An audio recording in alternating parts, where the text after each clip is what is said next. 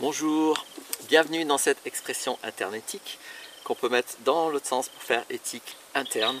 C'est une vidéo associée à mon site être-humain.net qui est une émission de Que vivent nos relations TV.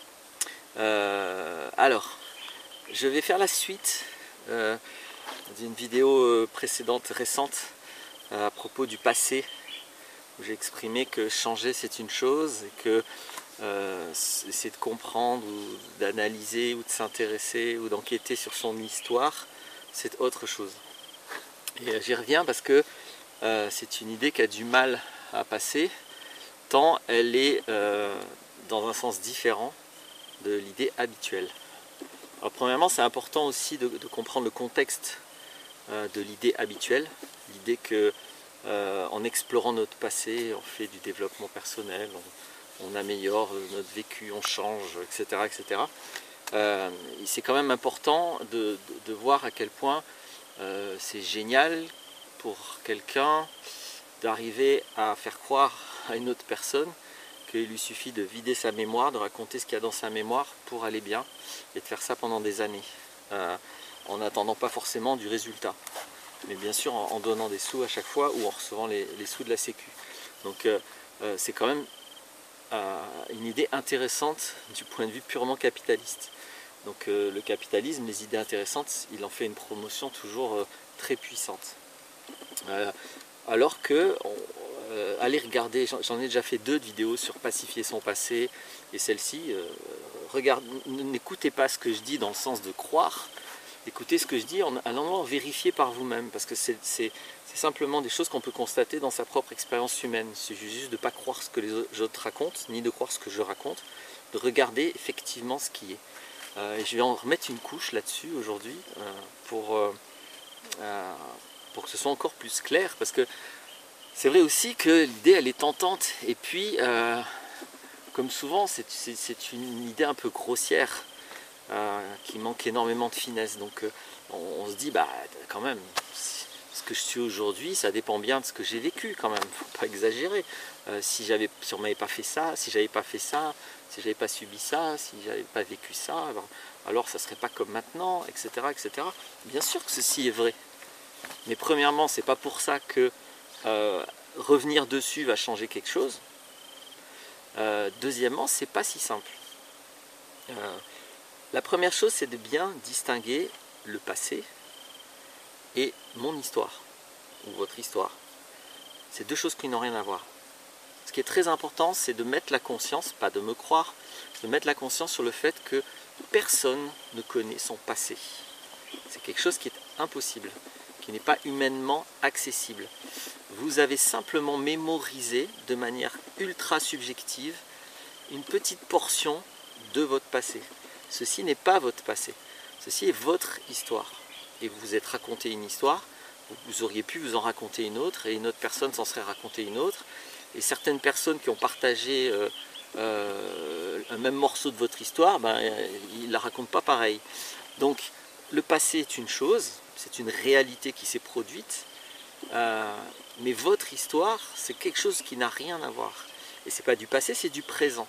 C'est votre mémoire actuelle, c'est tout ce que vous avez mémorisé, conceptualisé, déformé, détourné, généralisé, sélectionné. C'est surtout la sélection qui est colossale dans le passé, dans tout ce qui a été le passé et auquel vous avez participé. Donc déjà, c'est très important. Le passé, vous n'y accédez pas, et du coup, le passé ne vous accède pas. Il ne faut pas confondre le passé avec votre histoire, c'est-à-dire ce que vous vous racontez à propos du passé, ce que vous pensez à propos du passé. Donc ça, c'est absolument facile, avec un tout petit peu d'humilité et de bonne foi, d'être clair sur ça. Le passé est une chose, votre histoire est autre chose. Maintenant, votre histoire étant subjective et partielle, bien sûr que cette histoire influence votre présent, mais ce n'est pas du passé, c'est du présent. Cette histoire, elle peut se modifier, parce que peut-être vous allez vous rendre compte que vous avez une façon de penser, vous avez une façon d'interpréter certains événements, et que vous pouvez avoir d'autres façons multiples. Donc la base de réaliser à quel point notre histoire n'est qu'une histoire parmi des milliards, et qui n'a rien à voir avec le passé, ou qui a peu à voir avec le passé, qui simplement a le passé comme sujet, Le sujet, le passé est le sujet de votre histoire. Mais le passé n'est pas égal à votre histoire. Votre histoire à vous, c'est vous qui vous l'êtes racontée. Ça, c'est très très important. Et donc à partir du moment où vous comprenez cette évidence qu'il y a plein de façons de raconter une histoire, si vous ne croyez pas, je ne sais pas, faites des expériences. Simplement aller à la sortie d'un cinéma où tout le monde a regardé le même film et demandez à ce qu'on vous raconte le film. Et vous allez voir combien il y a d'histoires. Il y a à peu près autant d'histoires qu'il y a de spectateurs. Et c'est rigoureusement la même chose avec votre passé. Il y a plein d'interprétations possibles, pas seulement celles que vous avez dans votre tête ici et maintenant. Donc ce n'est pas le passé qui influence votre présent, puisque c'est votre mémoire présente. Si vous étiez amnésique d'ailleurs, le problème n'existerait pas. Une preuve absolue que le passé ne vous influence pas. Il y a des cas cliniques où les gens sont amnésiques et d'un coup, ils sortent de leurs problèmes, comme par hasard. Donc c'est le présent qui influence le présent, et c'est votre mémoire maintenant, vos conceptions, vos pensées, vos croyances qui font que... C'est sûr que si vous avez développé la croyance que l'homme est un loup pour l'homme, vous n'allez plus sortir de chez vous. Ça n'a rien à voir avec votre passé, ça a à voir avec votre croyance maintenant.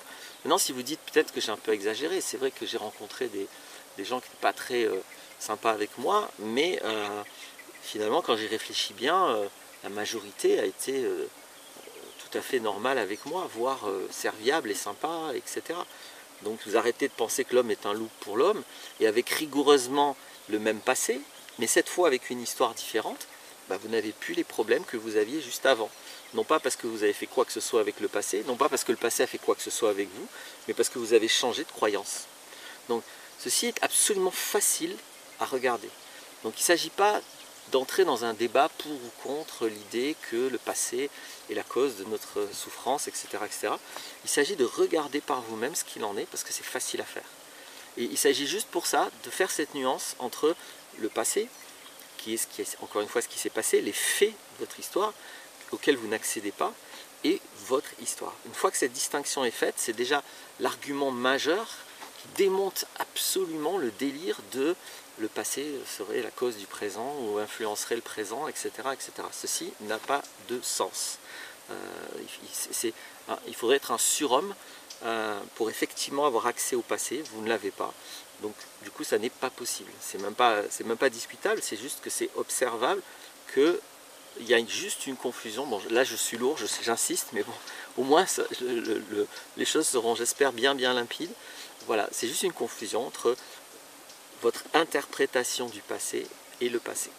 Et donc plus vous mettez de conscience sur votre mental, sur à quel point votre mental déforme les choses, à quel point votre mental a des a priori, à quel point votre mental sélectionne, à quel point votre mental va créer des généralités de toutes pièces, donc qui n'ont plus rien à voir avec le réel. Quand vous regardez tout ça, vous voyez bien à quel point votre histoire n'a rien à voir avec le passé, même si vous êtes convaincu, non mais quand même, c'est pas juste, bon, on m'a fait ça, on m'a fait ce truc et c'était dégueulasse, etc. etc., etc. Évidemment qu'on est toujours convaincu par nos propres opinions, mais c'est pas pour ça que ça remet en cause ce que je viens d'exprimer. Voilà. Donc après, évidemment, si vous pensez détenir la vérité à propos de tout ce qui vous est arrivé, de tout ce qui est arrivé autour de vous, à ce moment-là, vous avez raison, mais c'est tout. Vous avez juste raison et vous allez donc continuer à souffrir. Avoir raison, c'est quelque chose de très facile puisque vous êtes juge et partie. C'est-à-dire que c'est vous qui évaluez votre propre raison, construisez votre raison et vous évaluez que oui, elle est bonne, elle correspond à ce que je veux, évidemment, puisque c'est vous qui l'avez créée. Voilà. Donc ça, c'est un mécanisme. Là aussi, c'est facile d'en voir l'ineptie. L'alternative, c'est d'avoir un peu de recul, un peu d'humilité. Et ça ne veut pas dire de remettre en cause tout ce que je pense et tout ce que je crois et tout ce que j'ai interprété. Ça ne veut pas dire que tout ça est faux. Ça veut dire que y a beaucoup de ma responsabilité dedans et qu'il y a beaucoup de mes idées, mes croyances, mes valeurs, etc., etc., etc. Et qu'à un moment donné, je reviens toujours à la même chose, le réel est plus fort que toi et que quoi qu'il vous soit arrivé, soit c'est accepté, surtout avec l'humilité qu'après tout vous n'en connaissez pas toutes les composantes, soit vous faites la guerre avec le réel, voilà, et donc vous avez perdu d'avance. C'est ça qui fait que l'acceptation, par contre, c'est ici et maintenant. Vous n'allez pas accepter dans le passé ce que vous n'aviez pas accepté dans le passé. C'est que maintenant, vous pouvez changer d'avis, vous pouvez changer les choses, et vous pouvez changer tout court. Voilà. Est-ce que j'ai autre chose à dire? Je pense que c'était surtout cette nuance que dont je voulais témoigner, pour en remettre une couche et pour enfoncer le clou. Et pour au moins témoigner en assumant très très fort que non, le passé n'a aucune influence sur vous. Ce qu'on vous a fait, les personnes qui vous l'ont fait sont responsables, mais ce que vous faites de ça, c'est vous qui en êtes responsable. Et c'est pas une mauvaise nouvelle, j'ai pas dit que vous êtes coupable, j'ai pas dit que c'est votre faute, j'ai dit que vous êtes responsable, c'est-à-dire que vous avez du pouvoir, vous avez le pouvoir non seulement de décider ce que vous en faites, est-ce que ça va être de la construction pour vous ou est-ce que ça va être un drame, et surtout vous avez aussi le pouvoir de changer de point de vue, parce que encore une fois, il n'y a jamais un seul point de vue. Voilà, j'espère que ceci aidera, parce que c'est ça moi mon but, hein, c'est que de ne pas perdre du temps avec des approches financièrement fructueuses, mais psychologiquement qui sont une impasse, et puis de vous rendre à votre autonomie, à votre liberté, parce que c'est très facile hein, du coup, de simplement, tout le monde peut le faire, il n'y a pas besoin de psy, il n'y a pas besoin de moi, il n'y a pas besoin de personne pour vous regardiez qu'est-ce que vous pensez, qu'est-ce que vous interprétez des aspects qui vous font mal, et comment vous pourriez voir les choses autrement. Comment ça peut être intéressant. Voilà ce que je vous propose. Je vous remercie d'avoir écouté jusque-là dans tous les cas, et puis à bientôt.